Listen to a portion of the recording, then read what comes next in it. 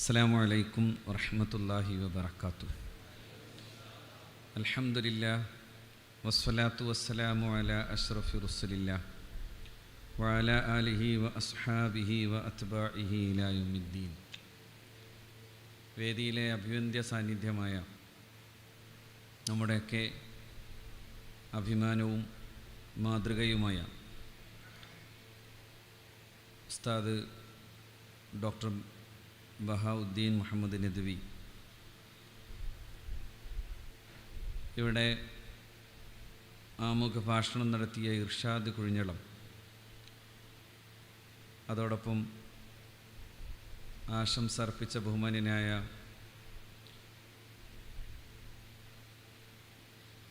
Abid Hussain Thangal MLA, ബഹുമാന്യനായ ഷരീഫ് സാഹിബ് കുറ്റൂർ, ബഹുമാന്യനായ അധ്യക്ഷൻ ഷാഫി ഹാജി, അതുപോലെ ഇവിടെ സന്നിഹിതരായിട്ടുള്ള വേദിയിലെ CA തൊയ്യബ് ഫൈസി ഉൾപ്പെടെയുള്ള നേതാക്കൾ, പണ്ഡിതന്മാർ, സ്നേഹമുള്ള ദാറുൽ ഹുദയുടെ PG വിദ്യാർത്ഥികളായിട്ടുള്ള വിദ്യാർത്ഥി സഹോദരന്മാർ, വളരെ സുദീർഘമായ ഒരു പ്രസംഗത്തിൻ്റെ സാഹചര്യമില്ലാത്ത വിധം സമയത്തിൻ്റെ പരിമിതിയും അതോടൊപ്പം ബഹുമാന്യനായ ഷരീഫ് കുറ്റൂരിൻ്റെ പ്രസംഗം ഈ വിഷയകമായി വളരെ കൂടുതൽ കേൾക്കാൻ നിങ്ങൾ ആഗ്രഹിക്കുന്നു എന്നതുകൊണ്ടും ഞാൻ വളരെ കുറച്ചു നേരം മാത്രം സംസാരിക്കാൻ ആഗ്രഹിക്കുന്നു. ഇവിടെ ബഹുമാന്യനായ ഉസ്താദ് സൂചിപ്പിച്ച പോലെ ഈ അനുഗ്രഹീതം എന്ന പരിപാടി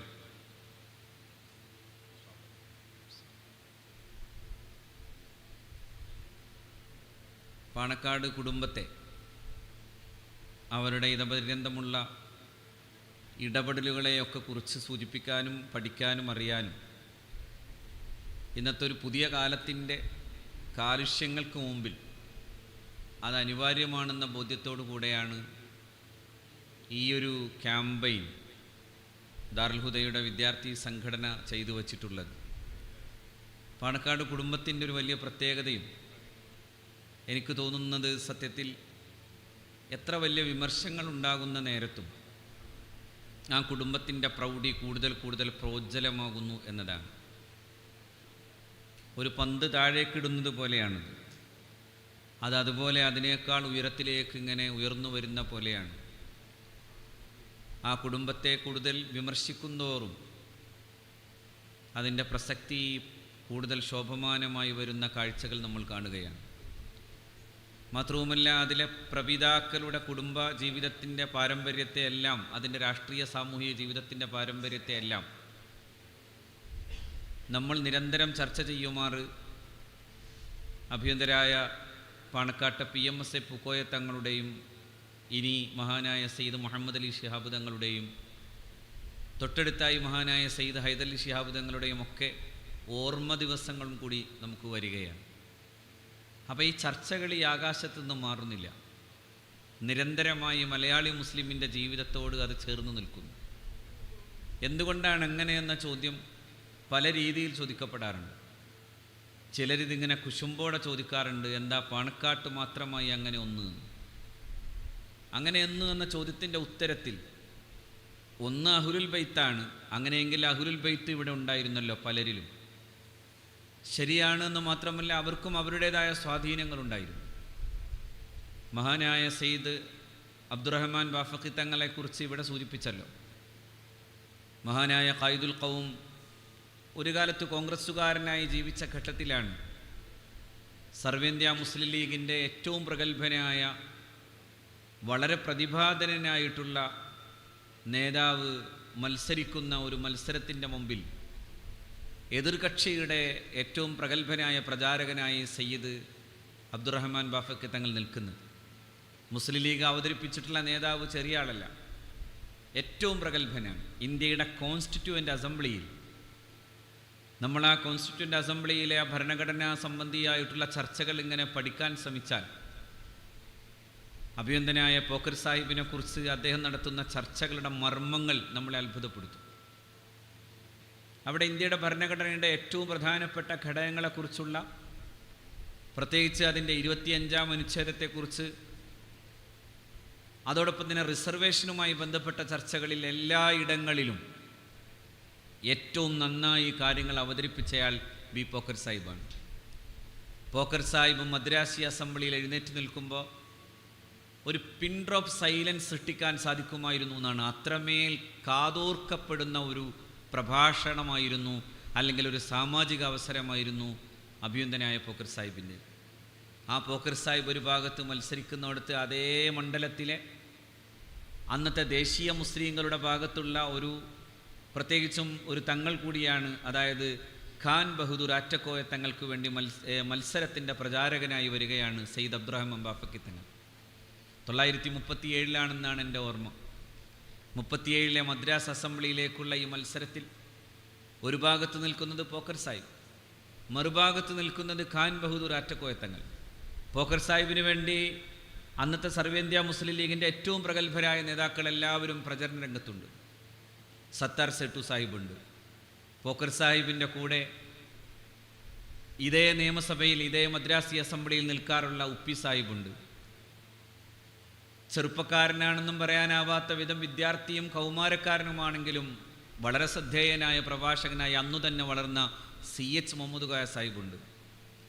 എല്ലാ പാർട്ടിയുടെ സംഘബലങ്ങൾ മുഴുവനും നിലനിൽക്കുന്നുണ്ട്. പക്ഷേ തെരഞ്ഞെടുപ്പിൻ്റെ ഫലം വരുമ്പോൾ പോക്കർ സാഹിബ് തോക്കുന്നു, ഖാൻ ബഹദൂർ ആറ്റക്കോയ തങ്ങൾ ജയിക്കുന്നു. ഖാൻ ബഹദൂർ ആറ്റക്കോയ തങ്ങൾ ജയിച്ചതിൻ്റെ മുമ്പിലാണ് ഇങ്ങനെ ഒരു തീരുമാനവും കൂടി എടുക്കുന്നു മുസ്ലിം ലീഗ് പാർട്ടി. അന്നത്തെ മുസ്ലിം ലീഗ് പാർട്ടി എന്ന് പറയുന്നത് സർവേന്ത്യ മുസ്ലിം ലീഗാണ്, ഓൾ ഇന്ത്യ മുസ്ലിം ലീഗ്. 906 സ്ഥാപിതമായിട്ടുള്ള ഓൾ ഇന്ത്യ മുസ്ലിം ലീഗ്. ആ ഓൾ ഇന്ത്യ മുസ്ലിം ലീഗിൻ്റെ തീരുമാനം വന്നത് ഇതാണ്: ജനകീയനായ ബാഫക്കി തങ്ങളെ കോൺഗ്രസിൽ നിന്ന് കൊണ്ടുവന്ന് മുസ്ലിം ലീഗിൻ്റെ അമരത്തിരുത്തണം. ബാഫക്കി തങ്ങൾ വന്നപ്പോൾ ബാഫക്കി തങ്ങൾ കൈപിടിച്ചു കൊണ്ടുവന്ന പൂക്കോയ കുട്ടിയും വന്നു, അതായത് മഹാനായ പാണക്കാട്ടെ PMSA പൂക്കോയ തങ്ങൾ. മുസ്ലിം ലീഗ് ജനകീയമായ ഒരു വലിയ മുന്നേറ്റത്തിൻ്റെ വഴിയിലേക്ക് നടന്നു. 906 സ്ഥാപിതമായ ഓൾ ഇന്ത്യ മുസ്ലിം ലീഗിൻ്റെ മുന്നേറ്റത്തിൻ്റെ ചർച്ച നടക്കുന്ന സമയത്തു തന്നെയാണ് 926 സമസ്ത കേരള ജംഇയ്യത്തുൽ ഉലമ രൂപീകൃതമാകുന്നത്. സമസ്ത കേരള ജംഇയ്യത്തുൽ ഉലമയുടെയും അതുപോലെ തന്നെ മുസ്ലിം ലീഗ് പ്രസ്ഥാനത്തിൻ്റെയും നായകസ്ഥാനത്ത് നിൽക്കുന്ന 2 മഹാരഥന്മാർ, 2 മഹാന്മാരായ സയ്യിദുമാർ, മഹാനായ സയ്യിദ് അബ്ദുറഹ്മാൻ ബാഫക്കി തങ്ങൾ, മഹാനായ പാണക്കാട്ട് PMSA പൂക്കോയ തങ്ങൾ. ഈ സയ്യിദുമാരുടെ ആ പാരമ്പര്യത്തിൻ്റെ വഴിയെ നമ്മളിങ്ങനെ സഞ്ചരിക്കുമ്പോൾ നമ്മുടെ മുന്നേറ്റങ്ങളുടെ ചരിത്രത്തെ എത്രമേൽ ഉജ്ജ്വലമായിട്ടാണ് ഇവർ നിയന്ത്രിച്ചിരുന്നത് എന്ന് നമുക്ക് കാണാൻ സാധിക്കും. വളരെ ഹൃദ്യമായ ഒരു ചരിത്ര മുഹൂർത്തം പോലെ നമ്മുടെയൊക്കെ മനസ്സിന് കുളിരണിയിപ്പിക്കുന്ന വിധം പാണക്കാട്ടെ പുതിയ തലമുറയുടെ കുഞ്ഞുമക്കൾ നമ്മുടെ ഈ വേദിയിൽ സന്നിഹിതരായി കഴിഞ്ഞു. തലമുറകളുടെ ഒരു പാരമ്പര്യത്തിൻ്റെ അനുസ്യൂതി നിലക്കാത്തൊരു പ്രവാഹം പോലെ, കടലുണ്ടിപ്പുഴ പോലെ ഇങ്ങനെ വീണ്ടും വീണ്ടും നമ്മളെ അതിശയിപ്പിക്കുന്നു. പലപ്പോഴും അങ്ങനെ കാണാതെ പോകുന്ന പല കുടുംബങ്ങളെയും വളരെ പ്രഗത്ഭരായ പണ്ഡിതന്മാരുടെയും സയ്യിദുമാരുടെയും കുടുംബങ്ങളിൽ നിന്ന് നമുക്കങ്ങനെ കാണാൻ കഴിയാതെ വരുമ്പോഴാണ് ഇവിടെ അതിശയിപ്പിക്കുന്ന വിധം ഒരു കൊച്ചുകുട്ടി എഴുന്നേറ്റ് വരുന്നത് പോലും നേതൃമഹിമയുടെ സവിശേഷമായ സ്വഭാവങ്ങളെ പ്രകടിപ്പിച്ചുകൊണ്ടാണ്.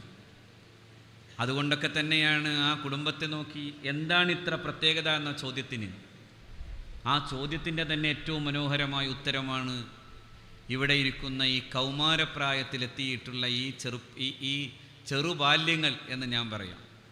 എന്തുകൊണ്ടെന്നാൽ അവരാ നേതൃശേഷിയുടെ സ്വഭാവ മഹിമയെ, അതിൻ്റെ സൗമ്യമായ ഭാവത്തെ, പരിശുദ്ധ റസൂൽ സ്വല്ലല്ലാഹു അലൈഹി വസല്ലമയുടെ തിരുജീവിതത്തെക്കുറിച്ച് ഖുർആൻ പറഞ്ഞ പോലെ ഫബിമാ റഹ്മത്തിൻ മിനല്ലാഹി ലിൻത ലഹും വലൗ കുന്ത ഫല്ലൻ ഗലീദൽ ഖൽബി ലം ഫല്ലു മിൻ ഹൗലിക്. അള്ളാഹുവിൻ്റെ അനുഗ്രഹത്താൽ നബിയെ അങ്ങ് എത്രമേൽ സൗമ്യമായിട്ടാണ് പെരുമാറിയത്. സൗമ്യത ഒരു നേതാവിൻ്റെ ഏറ്റവും വശ്യമായ സവിശേഷമായൊരു ഗുണം എന്നു തന്നെ പറയാം. ഒരു പാൽനിലാവ് പോലെ മുഹമ്മദ് റസൂൽ സ്വല്ലല്ലാഹു അലൈഹി വസല്ലം തൻ്റെ ശത്രുവിൻ്റെ മുഖത്തേക്ക് നോക്കുമ്പോഴും ആ പൂവദിനം പുഞ്ചിരിച്ചിട്ടേയുള്ളൂ.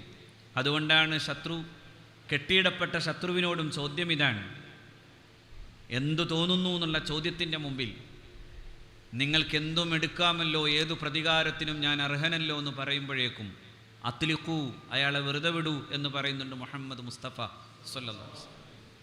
ആ മനുഷ്യൻ പക്ഷേ കെട്ടഴിക്കപ്പെട്ട് ബന്ധനമുക്തനായി മദീനത്തെ പള്ളിയിൽ നിന്ന് ഇറങ്ങി തൻ്റെ നാട്ടിലേക്ക് പോവുക എന്നതിനേക്ക് പകരം ആ മനുഷ്യൻ മദീനത്തെ പള്ളിയുടെ തൊട്ടടുത്തുള്ള കുളത്തിലിറങ്ങി ശരീരസ്നാനം നടത്തിയിട്ട് തിരിച്ചു വന്ന് ഇതേ അഷ്റഫുൽ ഖൽക്കിൻ്റെ മുമ്പിൽ വന്നു നിൽക്കുമ്പോൾ പോയില്ലേ എന്ന് ചോദിക്കുമ്പോൾ, ഞാൻ ഇതുവരെ ഏറ്റവും കൂടുതൽ വിമർശിക്കുകയും വെറുക്കുകയും ചെയ്തത് ആരുടെ മുഖമാണെന്ന ചോദ്യത്തിന് എനിക്കൊരൊറ്റ ഉത്തരമേ ഉണ്ടായിരുന്നുള്ളൂ, അത് അങ്ങാണ്. പക്ഷേ ഇപ്പോൾ ഞാൻ ഏറ്റവും കൂടുതൽ ഇഷ്ടപ്പെടുന്ന മുഖം അതങ്ങയുടെ മുഖമാണ് എന്ന് പറയുന്ന സുമാമ റളിയല്ലാഹു തആല അൻഹുവിലേക്കുള്ള മാറ്റത്തിൻ്റെ പ്രധാന കാരണം ആ വശ്യതയാണ്, പരിശുദ്ധ റസൂലിൻ്റെ വശ്യത. ഞാനിത് പറയാൻ കാരണം ആ രീതിയിൽ നമ്മൾ ഈ കുഞ്ഞുങ്ങളെ നോക്കുമ്പോൾ, ഈ കുമാരന്മാരെ നോക്കുമ്പോൾ അവരുടെ മുഖത്തും കാണുന്ന തെളിമയാർന്ന പാൽനില പുഞ്ചിരി പോലെയുള്ള വശ്യത, അത് നേതൃത്വത്തിൻ്റെ ഏറ്റവും മനോഹരമായ അടയാളമാണ്. ഞാൻ പറഞ്ഞു വന്നത്, ഈ പറയപ്പെടുന്ന വിധം 2 മഹാപ്രസ്ഥാനങ്ങളുടെ നേതൃരംഗത്ത് ഇവർ വന്നു നിന്നു. അത് വലിയൊരു അനുഗ്രഹമായി സമൂഹത്തിനും സമുദായത്തിനും കേരളീയ മുസ്ലിം ഉമ്മത്തിനും കേരളത്തിൻ്റെ പൊതുസമൂഹത്തിനും അള്ളാഹു നൽകിയ ഒരു അനുഗ്രഹം തന്നെയാണ്. പ്രത്യേകിച്ചും സയ്യിദുമാരുണ്ടാകുന്ന ആദരം അതെല്ലാ കാലത്തും ഈ സമുദായം സൂക്ഷിച്ചിട്ടുണ്ട്. സമസ്ത കേരള ജംഇയ്യത്തുൽ ഉലമ രൂപീകൃതമാകുമ്പോൾ സമസ്തയുടെ അഭ്യുന്നത നേതൃത്വത്തിൻ്റെ അതിൻ്റെ പ്രസിഡന്റ് സ്ഥാനത്തിന് വേണമെങ്കിൽ മഹാനായ പാങ്ങിൽ അഹമ്മദ് കുട്ടി മുസ്ലിയാർ നവ്വറല്ലാഹു മർഖദ വൈജ്ഞാനികമായ പ്രഭ കൊണ്ടും അതിൻ്റെ ഗരിമ കൊണ്ടും അർഹമാകുമായിരുന്നു. പക്ഷേ അവിടെയെല്ലാം അതിന് മാറ്റമുണ്ടാക്കുന്ന മറ്റൊരു കാര്യമുണ്ടാകുന്നത് മഹാനായ അഭിവന്ദരായ ഒരു വലിയ സയ്യിദ്, മഹാനായ വരക്കൽ മുല്ലക്കോയത്തങ്ങൾ എന്ന സയ്യിദ്, പർവ്വത സമാനമായ സയ്യിദ് നേതൃത്വം കൊടുക്കുമ്പോൾ അതിൻ്റെ കൂടെയാണ് ആ മഹാജീവിതത്തിൻ്റെ കൂടെയാണ് മഹാരഥന്മാരായ പണ്ഡിതന്മാർ നിൽക്കുന്നത്. പക്ഷെ അവരെല്ലാം നടന്നു പോകുന്ന വഴികൾക്കെല്ലാം ഒരു പ്രത്യേകതയുണ്ട്. മഹാനായ പാങ്ങിൽ അഹമ്മദ് കുട്ടി മുസ്ലിയാരെ ഓർക്കുമ്പോൾ ഞാൻ ഓർക്കുന്നു, പാങ്ങിൽ അഹമ്മദ് കുട്ടി മുസ്ലിയാരും ഈ സർവേന്ത്യാ മുസ്ലിം ലീഗിൻ്റെ അക്കാലത്തെ പ്രവർത്തക സമിതി മെമ്പറാണ്. അദ്ദേഹം പ്രവർത്തക സമിതി മെമ്പറാകുമ്പോൾ അദ്ദേഹം നിശ്ചിത വിമർശനത്തിൻ്റെ ശരങ്ങൾ എഴുതിവിട്ട, ആ ശരങ്ങൾക്ക് ശരവ്യമായിട്ടുള്ള വളരെ പ്രധാനപ്പെട്ട ഒരു ബിദഈ നേതൃത്വത്തിലുണ്ടായിരുന്ന KM മൗലവിയും ആ മുസ്ലിം ലീഗ് പ്രസ്ഥാനത്തിൻ്റെ ഇതേ പ്രവർത്തക സമിതി അംഗമാണ്. ഇങ്ങനെയൊക്കെ ഉണ്ടായിരുന്നു എന്നത് ഇപ്പോൾ ചിന്തിക്കുമ്പോൾ ചിലർക്കെന്തോ ഒരു തരം സംശയം പിടികൂടുന്നു. ആ സംശയം 89-ൽ തുടങ്ങിയ രോഗമാണെന്നതാണ്. ഇനിയും ആ രോഗം തുടരുന്നു എന്നതാണ് നമ്മളെ വല്ലാതെ അത്ഭുതപ്പെടുത്തുന്നത്. 89-ൽ അങ്ങനെ ചില രോഗങ്ങളുണ്ടായി. ആ രോഗങ്ങൾക്കുള്ള പ്രതിമരുന്ന് സമുദായം കണ്ടതാണ്. ഇനി അങ്ങനെ രോഗം തുടരാതിരിക്കേണ്ട കരുതലാണ് യഥാർത്ഥത്തിൽ നമ്മളിവിടെ കാണേണ്ടത്. എന്തുകൊണ്ടെന്നാൽ അന്നും ഇങ്ങനെയൊക്കെ ചിലർ പറഞ്ഞു നടന്നു. മഹാന്മാരായ പാണക്കാട്ട് തങ്ങന്മാർക്ക് എന്താ ഇത്ര വലിയ പ്രത്യേകത എന്നുള്ള ചോദ്യം അന്ന് വന്നതാണ്. പാണക്കാട്ട് തങ്ങന്മാർക്കുള്ള പ്രത്യേകത എന്ന് ആ ചോദ്യത്തിൻ്റെ ഉത്തരം ഞാൻ ഈ പറഞ്ഞതുപോലെയാണ്. എല്ലാ കാലത്തും എല്ലാ സമയത്തും പാണക്കാട്ട കുടുംബം സമുദായത്തിൻ്റെ സ്പന്ദനങ്ങളുടെ കൂടെ നടന്നു എന്നതാണ് അതിന് ഉത്തരം. സമൂഹത്തിൻ്റെ പ്രശ്നങ്ങളുടെ കൂടെ അവരെന്നും ഉണ്ടായി. എല്ലാ ഗേറ്റും അടക്കുമ്പോഴും പാണക്കാട്ട ഗേറ്റ് തുറന്നു തന്നെ നിരുന്നു. എല്ലാ മനുഷ്യരും അങ്ങോട്ട് തന്നെ ചെന്നു. അവിടെ കണ്ണുനീരുകൾ പ്രവഹിക്കുമ്പോഴും സങ്കടക്കടലുകൾ അവിടേക്ക് വരുമ്പോഴും അതെല്ലാം സ്വന്തം നെഞ്ചിലേറ്റാൻ സാധ്യമാകുന്ന വിധം അവിടെ പാണക്കാട്ട കാർന്നവന്മാരിരുന്നു. അവരുടെ കസേരയുടെ മുമ്പിലേക്ക് ചുറ്റുവട്ടത്തേക്ക് വന്നവർ വ്യത്യസ്തമായ സംസ്കാരങ്ങളും സ്വഭാവവും രീതിയുമുള്ളവരൊക്കെ തന്നെയാണ്. പണക്കാരുണ്ട്, പാവപ്പെട്ടവരുണ്ട്, രാഷ്ട്രീയക്കാരുണ്ട്, സാമൂഹിക നേതാക്കളുണ്ട്, പണ്ഡിതന്മാരുണ്ട്, പാമരന്മാരുണ്ട്. പക്ഷെ അവരെല്ലാവരെയും ഒരുപോലെ സ്വീകരിച്ചു.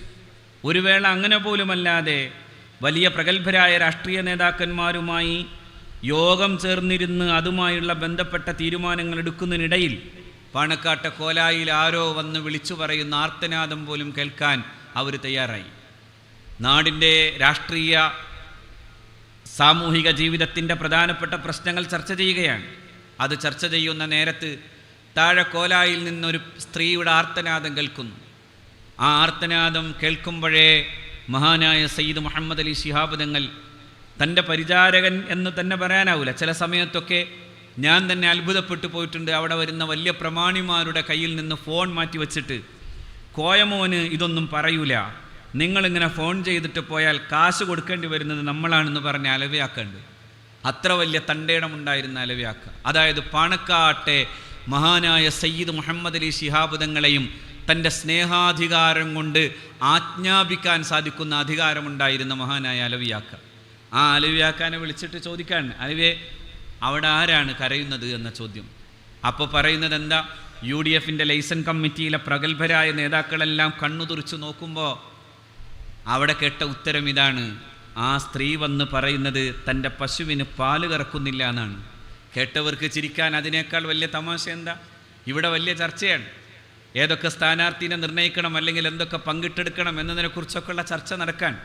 കേരളത്തിൻ്റെ ഭാവി രാഷ്ട്രീയത്തെക്കുറിച്ചുള്ള ചർച്ച നടക്കുന്നതിൻ്റെ ആധ്യക്ഷം വഹിക്കുന്നയാൾ അതിനിടയിൽ നിന്നാണ് ഇത് കേൾക്കുന്നത്. അപ്പോഴേക്കും ഇറങ്ങിപ്പോകുന്നു. താഴേക്ക് പോയി അവിടെ ചെന്ന് മന്ത്രിച്ച ഒരു നൂല് കെട്ടിക്കൊടുത്തിട്ട് ആ നൂല് കെട്ടിക്കൊടുത്ത് തിരിച്ചു വന്നിരിക്കുമ്പോൾ മറ്റുള്ളവർക്ക് അത്ഭുതം തോന്നും. ആ അത്ഭുതത്തിൻ്റെ പേരാണ് പാണക്കാട്ടെ തറവാട്ട കാർന്നവന്മാർ. എന്തുകൊണ്ടെന്നാൽ അവരുടെ മനസ്സകങ്ങളിൽ മനുഷ്യൻ്റെ സങ്കടങ്ങളെ പേറാൻ കഴിയുന്ന ഒരു വിശാലമായ ഹൃദയമുണ്ട് എന്നതാണ് അതിൻ്റെ പ്രത്യേകത.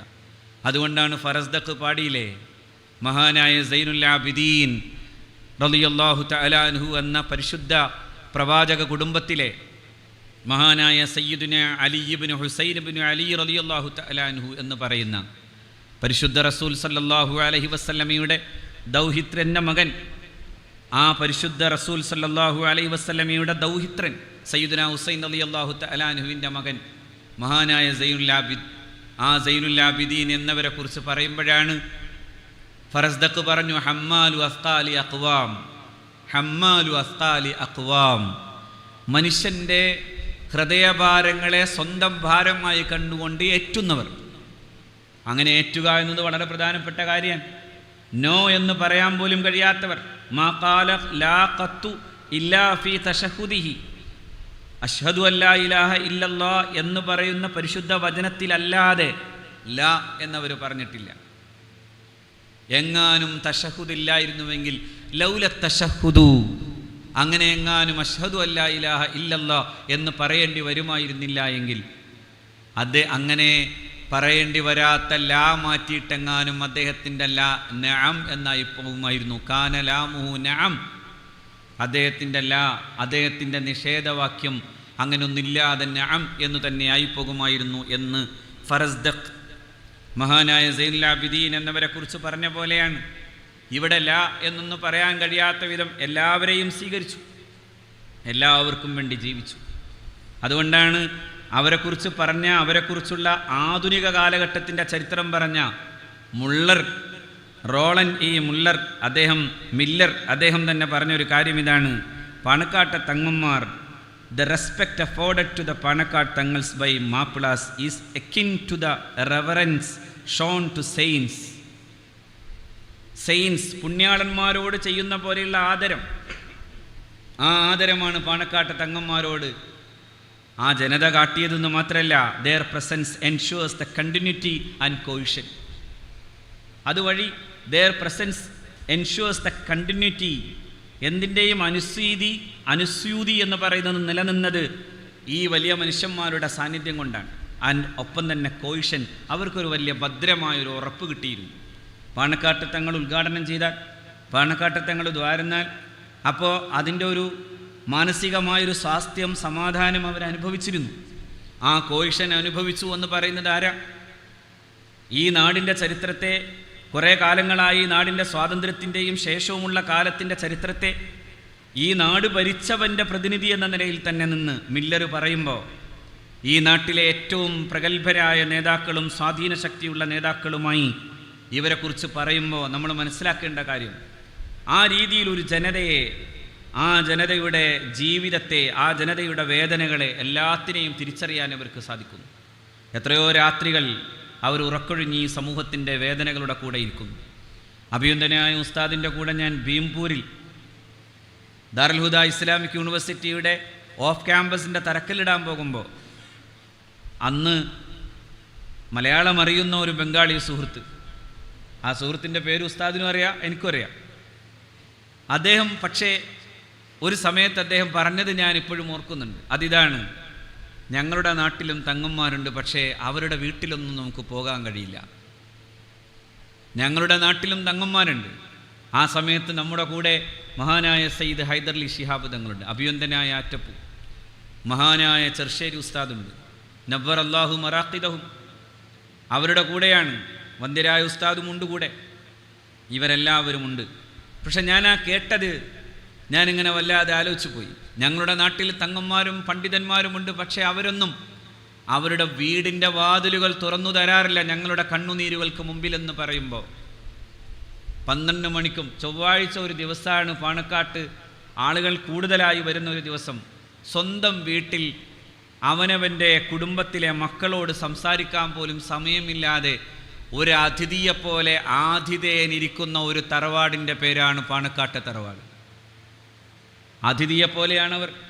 അവരുടെ മക്കളോട് സ്വകാര്യം പറയാൻ, അവരുടെ പ്രിയതമകളോട് ചേർന്നു നിൽക്കാൻ, ഒന്ന് വസ്ത്രം മാറി മറ്റൊരു വസ്ത്രം, അതായത് വീട്ടിലുടുക്കുന്ന വസ്ത്രം ധരിച്ചു നിൽക്കാൻ സാധിക്കാതെ പോകുന്ന വിധം അതിഥികളെപ്പോലെ വീട്ടിലിരിക്കേണ്ടി വരുന്ന ആതിഥേയന്മാരാണ് മഹാന്മാരായ പാണക്കാട്ടെ തങ്ങന്മാർ. അതുകൊണ്ട് തന്നെയാണ് ആ കുടുംബത്തിനെ നിരന്തരമായി സമൂഹം സ്നേഹിക്കുന്നത്. അത് മുസ്ലിങ്ങൾ മാത്രമല്ല, സമുദായത്തിലെ പണ്ഡിതന്മാർ മാത്രമല്ല, ഈ നാട്ടിലെ എല്ലാ വിഭാഗം ആളുകളും ആ വിഷയത്തിൽ അങ്ങനെ തന്നെ ഒരുമിച്ച് നിൽക്കുന്ന കാഴ്ച കാണുന്നു. സമുദായത്തിലെ പണ്ഡിതന്മാരോ ഈ നേതൃത്വത്തെ അവിരാമം അശ്രാന്തം പിന്തുടർന്നു, അതിനെ പിന്താങ്ങി പ്രാർത്ഥിച്ചു. അതല്ലേ അഭിയന്തരായ ഉസ്താദ് ഇവിടെ സൂചിപ്പിച്ചത്. മഹാനായ PMSA പൂക്കോയത്തങ്ങൾ വഫാത്തായി. പൂക്കോയത്തങ്ങൾ വഫാത്താകുമ്പോൾ പിന്നെ ഈ സമുദായത്തിൻ്റെ നേതൃത്വം, സമുദായ നേതൃത്വം എന്ന് പറയുമ്പോൾ സ്വാഭാവികമാണ് മുസ്ലിം ലീഗിൻ്റെ സംസ്ഥാന അധ്യക്ഷനും കൂടിയാകണം. മുസ്ലിം ലീഗ് എന്ന് പറയുന്നത് ആ രീതിയിലാണ് സമുദായത്തിൻ്റെ നേതൃത്വം എന്ന നിലയിൽ പണ്ഡിതന്മാരും കണ്ടത്. അങ്ങനെ തന്നെയാണ് കണ്ടത്. അങ്ങനെ തന്നെ കാണുമ്പോഴാണ്, അങ്ങനെ തന്നെ കണ്ടുകൊണ്ട് വളർന്നു പോകുന്നത് കൊണ്ടാണ് നമ്മുടെ ഈ ചരിത്രത്തിൻ്റെ ഇന്നലകൾ ഇങ്ങനെ നമ്മൾ വളരെ സ്വസ്ഥതയോടുകൂടെ തുടർന്നു പോകുന്നത്. അതുകൊണ്ട് സംസ്ഥാന മുസ്ലിം ലീഗ് അധ്യക്ഷൻ ആരാകണം, ആ ചർച്ച പോകുന്നത് കേവലം മുസ്ലിം ലീഗിൻ്റെ പ്രവർത്തക സമിതിയിൽ മാത്രമല്ല. മുസ്ലിം ലീഗിൻ്റെ പ്രവർത്തക സമിതി പോലെ ഈ സമുദായത്തിൻ്റെ മറ്റൊരു പ്രവർത്തക സമിതിയുണ്ട്. ആ പ്രവർത്തക സമിതിയുടെ അധ്യക്ഷൻ എന്ന് ഞാൻ പറയാൻ പോകുന്നത് മഹാനായ ചാപ്പനങ്ങാടി ബാപ്പു മുസ്ലിയാരാണ്, നവ്വർ അല്ലാഹു മർഖദ. ചാപ്പനങ്ങാടി ബാപ്പു മുസ്ലിയാർ പോലെയുള്ള പ്രഗത്ഭരായ ഔലിയാക്കൾ കൂടി അടങ്ങുന്ന ഒരു സമൂഹത്തിൻ്റെ നേതാക്കളുണ്ട്. അവരെല്ലാം കൂടി ആലോചിക്കുന്നതും ആരാകണം അതിൻ്റെ അധ്യക്ഷ പദവിയിലിരിക്കേണ്ടത്, നാളെ ഈ സമുദായത്തിൻ്റെ നേതൃത്വം കൊടുക്കേണ്ടത്. ചെറുപ്പക്കാരനായ മഹാനായ പാണക്കാട് സയ്യിദ് മുഹമ്മദ് അലി ശിഹാബ് തങ്ങളുണ്ട്. ശിഹാബ് തങ്ങളാകട്ടെ ജാമിൽ അസ്ഹറിലും അതുപോലെ തന്നെ കൈറോ യൂണിവേഴ്സിറ്റിയിലുമൊക്കെ പഠിച്ചു വന്നു. നല്ല വായനക്കാരൻ, നല്ല എഴുത്തുകാരൻ, നല്ല ചരിത്ര ഗവേഷകൻ. വാപ്പയുടെ കൂടെ നിന്ന് വാപ്പയുടെ അടുക്കൽ വരുന്ന ആളുകൾക്ക് സാന്ത്വനം കൊടുക്കാൻ വേണ്ടി അവിടെ ഒരു പൂനിലാ സ്പർശം പോലെ ഇരിക്കുമ്പോഴും സമുദായത്തിൻ്റെ നേതൃരംഗത്തേക്ക് വരണമെന്നൊരിക്കൽ പോലും ആഗ്രഹിക്കാത്തയാൾ. സമുദായ നേതൃത്വം അങ്ങ് ഏറ്റെടുക്കുമോ എന്ന് ചോദിക്കുമ്പോൾ ഒരു കൊച്ചുകുട്ടിയെപ്പോലെ വിതുമ്പിക്കരഞ്ഞയാൾ. അങ്ങനെയുള്ള മഹാനായ തങ്ങളെ ഇത് ഏൽപ്പിക്കാൻ CH മുഹമ്മദ് ഖായ സാഹിബ് വലിയ അടവുകളൊക്കെ എടുത്തു. പഠിച്ച പണി മുഴുവനും ചെയ്തു കഴിഞ്ഞിട്ടും തീരാതെ വന്നപ്പോൾ ഇതേ CH അഭിയന്തനായ ചാപ്പനങ്ങാടി ബാപ്പു മുസ്ലിയാരുടെ വീട്ടിലേക്ക് പാണക്കാട് സയ്യിദ് മുഹമ്മദ് അലി ശിഹാബ് തങ്ങളെ കൊണ്ടുപോകുന്നു. സയ്യിദ് മുഹമ്മദ് അലി ശിഹാബ് തങ്ങളും CHും മുഹമ്മദ് അലി ശിഹാബ് തങ്ങളും ചെല്ലുമ്പോൾ 2 ഗ്ലാസ് ചായക്കോപ്പയുമായി വന്നിട്ട് അവിടെ ഇരുന്ന് അൽ ഫാത്തിഹ എന്ന് വിളിച്ചു. സമുദായത്തിൻ്റെ നേതൃത്വത്തെ ആരേൽപ്പിക്കണമെന്ന് തീരുമാനിക്കുന്ന ഒരു അൽ ഫാത്തിഹ പാണക്കാട്ടല്ല വന്നത്, അത് ചാപ്പനങ്ങാടി ബാപ്പു മുസ്ലിയാരുടെ വീട്ടിലാണ്. മഹാനായ ചാപ്പനങ്ങാടി ബാപ്പു മുസ്ലിയാർ ദ്വാ കഴിഞ്ഞിട്ട് പറഞ്ഞു, മോനെ വാപ്പ ഇരുന്ന കസേരയിൽ ഇരിക്കണം. ആ വാപ്പ കാത്തുവച്ച പഞ്ചനക്ഷത്രങ്ങൾ ആ കസേരയിൽ ഇങ്ങനെ ഇരുന്ന് മഹാനായ സയ്യിദ് മുഹമ്മദ് അലി ശിഹാബ് തങ്ങൾ, മഹാനായ ഉമർ അലി ശിഹാബ് തങ്ങൾ, മഹാനായ ഹൈദലി ശിഹാബ് തങ്ങൾ, ഇപ്പോഴിതാ സയ്യിദ് സാദിഖ് അലി ശിഹാബ് തങ്ങൾ. മുഹമ്മദ് അലി ശിഹാബ് തങ്ങളും വലിയ അർത്ഥത്തിൽ ആരോപണങ്ങൾക്ക് വിധേയായി. ആ ആരോപണങ്ങൾ തുടങ്ങി വച്ച കാലത്തെയാണ് ഞാൻ അന്ന് നേരത്തെ പറഞ്ഞത്. അപ്പോഴും പല ആരോപണങ്ങളും വന്നു. ജാമിൽ അസ്ഹറിലൊക്കെ നടന്നയാളല്ലേ എന്ന രീതിയിലുള്ള പല പരാമർശങ്ങളെയും കുറിച്ച് ഞങ്ങളൊക്കെ ഓർക്കുന്നുണ്ട്. ഞാനത് പറയാൻ ആഗ്രഹിക്കുന്നില്ല, കാരണം ആ പറച്ചിൽ പോലും എന്നെ പേടിപ്പിക്കുന്നു. ജാമിൽ അസ്ഹറിലൊക്കെ കുമാരനായി നടന്ന ആളല്ലേ എന്ന് ചോദിച്ച ആളുകൾ 89-ലുണ്ടായിരുന്നു. അതിനുശേഷം രാഷ്ട്രീയ നേതൃരംഗത്ത് നിൽക്കുമ്പോൾ സ്വാഭാവികമായി ഉണ്ടാകാവുന്ന ഇടപെടലുകളുണ്ടാകും. അങ്ങനെ ഇടപെടലുകൾ സോണിയാഗാന്ധി ഇരിക്കുന്ന ഒരു സ്ഥലത്ത് മഹാനായ മുഹമ്മദ് അലി ശിഹാബ് തങ്ങൾ ഇരിക്കുന്നു. ആ പത്രം കണ്ട് ചിലരൊക്കെ ഇങ്ങനെയൊക്കെ തമാശ പറഞ്ഞിട്ടുണ്ട്. ആ തമാശകൾ നമ്മുടെയൊക്കെ ഓർമ്മ പദങ്ങളിലുണ്ട്. അതേ തമാശയും അതേ വിമർശവും ഇപ്പോൾ വരുമ്പോൾ ഒരേ അച്ചിൽ വാർത്ത അതേ ആരോപണങ്ങളുടെ മാത്രം വഴിയാണ് ഇപ്പോൾ മഹാനായ സയ്യിദ് സാദിഖ് അലി ശിഹാബ് തങ്ങൾക്ക് വരുന്നതെന്ന് നമുക്കറിയാം. അതുകൊണ്ട് ചരിത്രത്തിൻ്റെ ഇന്നലകളുടെ ഓർമ്മയുള്ള ഞങ്ങളെപ്പോലുള്ളവർക്ക് അതൊരു അത്ഭുതമായി തോന്നുന്നില്ല. ഞങ്ങളെപ്പോലെ എന്ന് ഞാൻ പറയണില്ല, കാരണം അതിനുള്ള പ്രായം എനിക്കില്ല. പക്ഷേ ഇവിടെ ഇരിക്കുന്ന അഭ്യന്തരായ ഉസ്താദുണ്ട്, അതുപോലെ തന്നെ CH തൊയ്യബ് ഫൈസി ഉണ്ട്. അവരൊക്കെ ഓർത്താൽ അവർക്കൊന്നും ഇതൊരു അത്ഭുതമായി തോന്നില്ല. കാരണം ഇത് ഒരേ അച്ചാണ്, ഒരേ അച്ചിൽ വാർത്തതുപോലെയുള്ള വർത്തമാനങ്ങളാണ്. എന്തുകൊണ്ടെന്നാൽ അന്ന് അതേ തരത്തിലുള്ള ആരോപണങ്ങൾ വന്നു. സ്ഥാനാർത്ഥികളായി വന്ന സ്ത്രീകൾ ഒന്ന് അനുഗ്രഹിക്കുമെന്ന് പറയുമ്പോൾ തൻ്റെ കൈത്തലം ശിരസ്സു തൊടാതെ വെക്കുന്നതെന്ന് ഫോട്ടോ എടുത്ത് കൊണ്ടുപോയി അതും ആഘോഷിച്ചവർ അന്നുണ്ടായിരുന്നു. അതുതന്നെയാണ് ഇപ്പോൾ കാണുന്ന ചില ഫോട്ടോകളുടെയും പിന്നിലെ പ്രധാനപ്പെട്ട ഛേദോവികാരം എന്നു മനസ്സിലാക്കിയാൽ ഈ ആരോപണങ്ങളുടെ കഴമ്പ് എന്താണെന്ന് നിങ്ങൾക്ക് കൃത്യമായി തിരിയാൻ സാധിക്കും. അതുകൊണ്ട് ഞാൻ കൂടുതൽ ദീർഘമായി പറയുന്നില്ല. അതിനൊറ്റ കാര്യമേ ഉള്ളൂ. എന്തുകൊണ്ടാണ് ഈ വിമർശനങ്ങൾ വരുന്നത്? നിങ്ങൾ ആലോചിച്ച് നോക്കൂ. സമീപകാലത്ത് വന്ന വിമർശനങ്ങളുടെ ആകത്തുകയിലേക്കൊന്ന് വെറുതെ യാത്ര ചെയ്താൽ ചിലത് കിട്ടും. അവിടെ ഒരാൾ ഒറ്റയ്ക്കിരുന്ന് ഒരു പ്രസംഗം നടത്തുന്നു. ആ പ്രസംഗത്തിൽ മലയാളത്തിന് ചില പുതിയ പദങ്ങൾ കിട്ടി. അതിലൊരു പദമാണ് സുഹാബി. അതിന് നല്ലൊരു വ്യാഖ്യാനം കിട്ടി, വഹാബി എന്നാണ്. ആരെയായി വഹാബി എന്ന് വിളിക്കുന്നത്? മഹാനായ അത്തിപ്പറ്റ ഉസ്താദ് ഖലീഫ പോലെ ഏൽപ്പിക്കപ്പെട്ട ഒരാൾ ഇവിടെ ഇരിക്കുന്നു.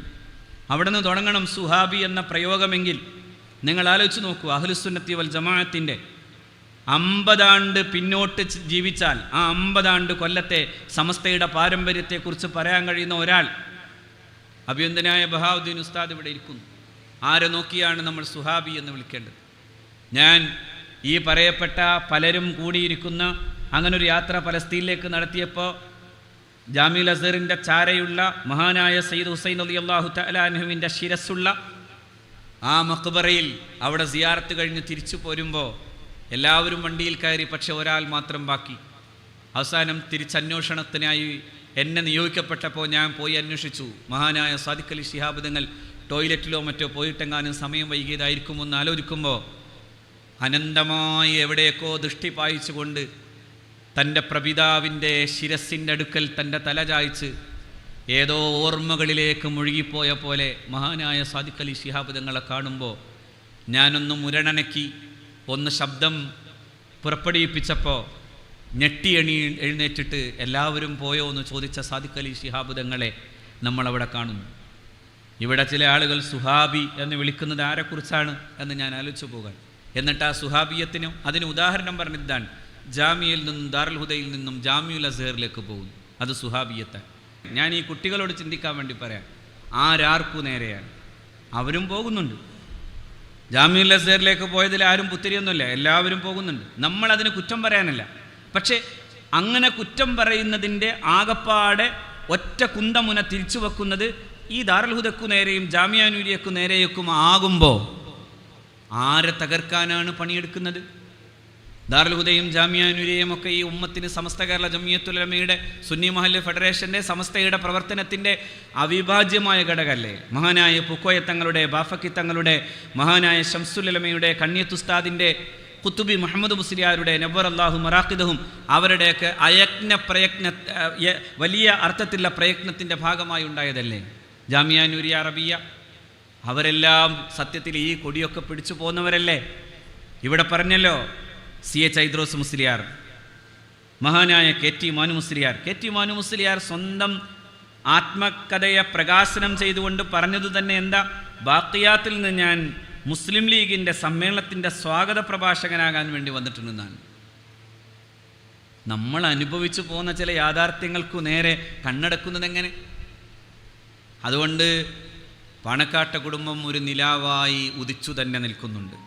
ആ ശോഭ കെടുത്താൻ ആരെന്തു ശ്രമിച്ചാലും നടക്കാത്ത പോലെ ആ കുടുംബവും സമസ്തയും, ആ കുടുംബവും സമുദായവും ഒരുമിച്ചു തന്നെ അതിൻ്റെ ജൈത്രയാത്രയിൽ മുന്നോട്ട് പോവുക തന്നെയാണ് ചെയ്യുന്നത്. ആരെന്തൊക്കെ പറയുമ്പോഴും സമസ്ത കേരള ജംഇയ്യത്തുൽ ഉലമ 100ാം വാർഷികത്തിലേക്ക് കടങ്ങുമ്പോൾ നമ്മൾ അഭിമാനത്തോടെ ആ കൊടി പിടിക്കുന്നു.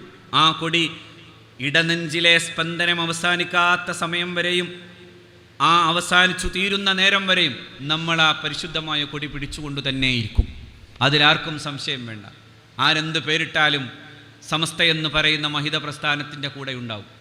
പക്ഷേ അതോടൊപ്പം ഈ സമുദായം എങ്ങനെയൊക്കെ വളർന്നു എന്ന ചിന്തയുടെ മുമ്പിൽ ഒരു ഹരിത പതാകക്ക് വലിയ സ്ഥാനമുണ്ടെന്ന് മനസ്സിലാക്കുന്നവരായിരുന്നു നമ്മുടെ മുൻഗാമികളായ എല്ലാ പണ്ഡിതന്മാരും. തർക്കങ്ങളുണ്ടാവാം. തർക്കങ്ങൾ പരിഹരിക്കാൻ വേണ്ടി ഇതേ തറവാട്ടിൽ പോയിരുന്ന പല സമയത്തുള്ള ഓർമ്മകൾ ഞങ്ങൾക്കൊക്കെയുണ്ട്. അഭിനന്ദനായ ചെറുശ്ശേരി ഉസ്താദിനെ പോലെയുള്ള നേതാക്കൾ പോയിരുന്ന സമയങ്ങളും ഓർക്കുന്നുണ്ട്. അവിടെ തർക്കങ്ങൾ വലിയ അർത്ഥത്തിലുള്ള വാദങ്ങളും പ്രതിവാദങ്ങളും എല്ലാം നടന്നിട്ട് അവസാനം ഒരുമിച്ച് പോരാറുണ്ട്. കടലിൻ്റെ പുഴ ഒഴുകുന്ന പോലെ ഒരുമിച്ച് ഒഴുകാറുണ്ട്. ആ ഒരുമിച്ചൊഴുക്കാണ് ഈ സമുദായത്തിന് ഏറ്റവും പ്രധാനപ്പെട്ട ആവശ്യം. എന്തുകൊണ്ടെന്നാൽ ഇന്ന് ഈ ഉമ്മത്ത് പ്രത്യേകിച്ചും ഒരിക്കലും ഒരു ഛിദ്രതയും വരാതിരിക്കാൻ വേണ്ടി ആഗ്രഹിക്കുന്ന കാലമാണ്. ഛിദ്രതകൾ ഉണ്ടാകുമ്പോഴൊക്കെ നമ്മൾ ആലോചിക്കണം, ഈ സമുദായത്തെ ശിഥിലീകരിക്കാനുള്ള നിരന്തരമായ ബൗദ്ധികമായിട്ടുള്ള പണി പലരും ചെയ്യുന്നുണ്ട്. ഞാൻ ഇവിടെ വന്നപ്പോഴാണ്, ഇവിടുത്തെ വിദ്യാർത്ഥികൾ തന്നെയാണ് 9ാം ക്ലാസ്സിലെ പാഠപുസ്തകത്തിലെ ഒരു പ്രത്യേക അധ്യായം കാണിച്ചു തന്നത്. ശരിക്കു പറഞ്ഞാൽ ജനറൽ ന്യൂട്രലാകുക എന്നത് മാത്രമല്ല, സകലമാന മതനിരാസത്തിൻ്റെയും എല്ലാത്തരം ലിബറലിസത്തിൻ്റെയും വഴിയെ പുതിയ തലമുറയെ ബൗദ്ധിക പ്രക്ഷാളനം ചെയ്ത് കൊണ്ടുപോകാൻ സാധ്യമാകുന്നതെല്ലാം ഈ പാഠപുസ്തകങ്ങളിലൂടെ കൃത്യമായി തന്നെ പഠിപ്പിക്കപ്പെടുന്നു. കമ്മ്യൂണിസ്റ്റ് സർക്കാർ അത് ചെയ്യുമ്പോൾ കാമ എന്ന് പോലും പറയാനാവാത്ത ശൈഥില്യത്താൽ നമ്മൾ ദുർബലപ്പെട്ടു പോകുന്നു എന്നതിൻ്റെ മുമ്പിലാണ് ഒരുമിച്ചു നിൽക്കാൻ, പ്രത്യേകിച്ചും പാണക്കാട്ടെ മഹാരഥന്മാരായ നേതാക്കളുടെയും ഒപ്പം നിന്ന്, സമസ്തയുടെ ഉലമാക്കളുടെയും നേതാക്കളുടെയും ഒപ്പം തന്നെ നിന്ന് നമുക്കൊരുമിച്ച് മുന്നോട്ട് പോകാൻ സാധിക്കുക എന്നത് വളരെ പ്രധാനമാണ്. അള്ളാഹു തൗഫീഖ് ചെയ്യട്ടെ എന്ന് പ്രാർത്ഥിച്ചുകൊണ്ട് ഞാൻ എൻ്റെ വാക്കുകൾ അവസാനിപ്പിക്കുന്നു. അസ്സലാമു അലൈക്കും വറഹ്മത്തുള്ളാഹി വബറകാതുഹു.